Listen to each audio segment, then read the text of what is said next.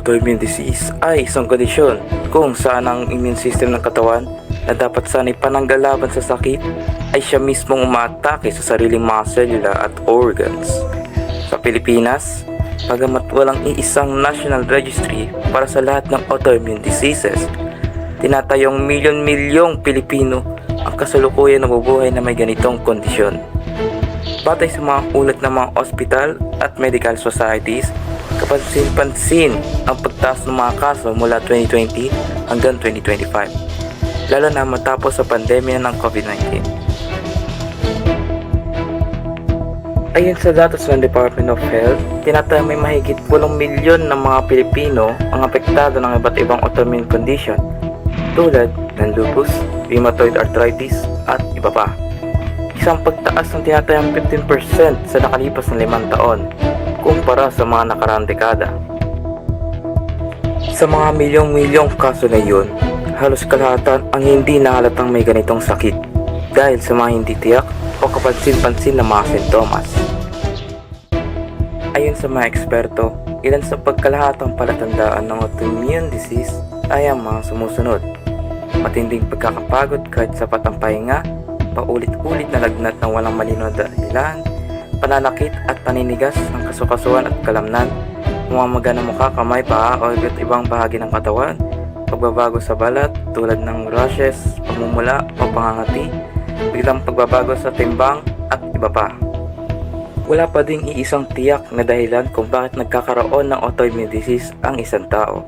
Ngunit ayon sa mga pag-aaral, may ilang salik na maaari magpataas ng panganib: genetics o pagmamana, matinding stress, physical man o emosyonal, infection o viral illness na maaari mag-trigger ng immune response, environmental factors tulad ng pollution at chemical, hindi malusog na lifestyle kabilang kakulangan sa tulog at balancing nutrition. Kadalasan ito ay kombinasyon ng mga salik at hindi lamang isang dahilan.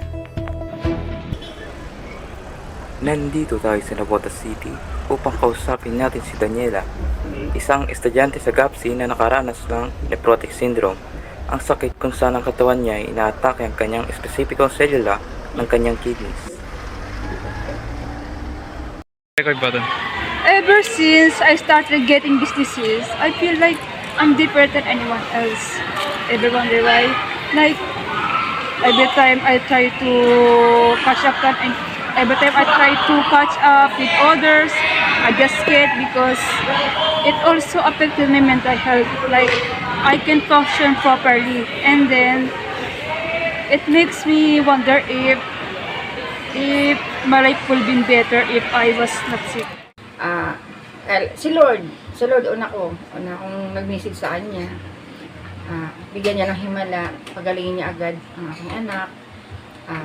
Gusto kong umiyak, pero hindi pinipigilan ko dahil alam kong hindi niya kailangan makita na may luha ako, kailangan laban, kailangan maging matatag kami. Sabi siya, "Mama, mamamatay na ba ako?" Ang sagot ko sa kanya, "Hindi anak, love tayo ni God. Pagagalingin ka niya kaagad." Tawan niya gumagawa ng mga antibodies, diba? Tapos, sinisira to sa filters ng kidney. Para makakos ng leak, massive leak na amount ng protein. Doon sa urine niya, resulting doon sa swelling, yung mga manas-manas, diba? So, hindi lang sa mukha, pwede sa kamay, pwede din sa paa. Yun yung tinatawag na edema. Yun ang edema. Mataas ang cholesterol at saka yung low protein o albumin. So, napakahirap para sa isang bata. Ayon sa mga health expert, bagamat wala pang ganap na lunas para sa karamihan ng mga autoimmune diseases. Para sa karamihan ng autoimmune diseases, maaari itong makontrol sa pamamagitan ng maagang diagnosis, tamang gamutan at pagbabago ng pamumuhay. Patuloy ang panawagan para sa mas malawak na kaalaman, mas abot kayang gamutan at mas maraming suporta para sa mga Pilipinong apektado ng ganitong kondisyon. Thank you.